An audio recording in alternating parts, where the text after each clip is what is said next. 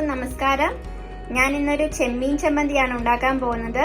നമ്മുടെ വീഡിയോസ് ഒക്കെ ഇഷ്ടമാകുന്നുണ്ടെങ്കിൽ എല്ലാവരും ലൈക്ക് ചെയ്യുക, കമന്റ് ചെയ്യുക, നമ്മുടെ ചാനൽ സബ്സ്ക്രൈബ് ചെയ്യുക. കൂടാതെ അടുത്തുള്ള ബെൽ ബട്ടൺ കൂടി ഒന്ന് ക്ലിക്ക് ചെയ്യുക. ചെമ്മീൻ ചമ്മന്തി ഉണ്ടാക്കുന്നത് എങ്ങനെയെന്ന് നോക്കാം. അതിനുവേണ്ടി ഞാനിവിടെ ഒരു 2 ടേബിൾ സ്പൂൺ ഉണക്ക ചെമ്മീൻ എടുത്തിട്ടുണ്ട്. അതിന്റെ തലയും വാലും ഒക്കെ റിമൂവ് ചെയ്ത് ക്ലീൻ ചെയ്തെടുത്തതാണ്.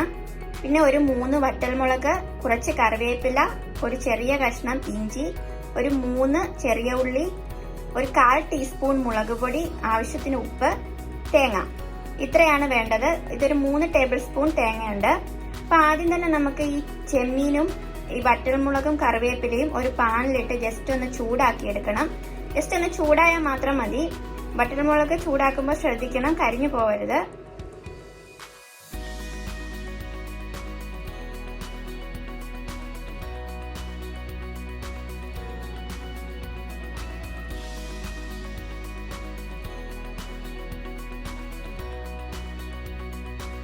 ഇനി നമുക്ക് ചമ്മന്തി റെഡിയാക്കി എടുക്കണം. അപ്പൊ ആദ്യം തന്നെ ഞാൻ ഈ വറുത്ത ഈ ചെമ്മീനും വറ്റൽമുളകും കറിവേപ്പിലയും ഒരു മിക്സിയുടെ ചെറിയ ജാറിലേക്ക് ഇട്ട് കൊടുക്കുകയാണ്. ഇതിന്റെ കൂടെ ഈ ചെറിയ കഷ്ണം ഇഞ്ചിയും കൂടെ ചേർത്ത് കൊടുക്കുകയാണ്. അപ്പൊ നമുക്ക് ഇത് ചെറുതായിട്ടൊന്ന് ക്രഷ് ചെയ്തെടുക്കണം. ഒരുപാട് അരഞ്ഞു പോവാതെ ക്രഷ് ചെയ്തെടുത്താൽ മാത്രം മതി. ഇതിങ്ങനെ ക്രഷ് ചെയ്തെടുത്ത ശേഷം ഇതിലേക്ക് ഞാൻ ഈ തേങ്ങ ആഡ് ചെയ്ത് കൊടുക്കുകയാണ്. ഇതിന്റെ കൂടെ ഈ ഉള്ളിയും ആവശ്യത്തിന് ഉപ്പും ചേർത്ത് കൊടുക്കാം.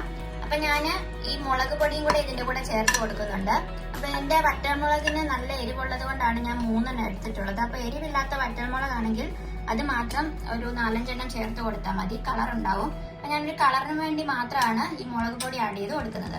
അപ്പൊ ഞാൻ ഇനിയിപ്പം ഇതൊന്ന് അരച്ചെടുത്തുകൊണ്ട് വരാം. വെള്ളം ഒട്ടും ചേർക്കണ്ട, അല്ലാതെ തന്നെ ഇത് അരഞ്ഞു കിട്ടും.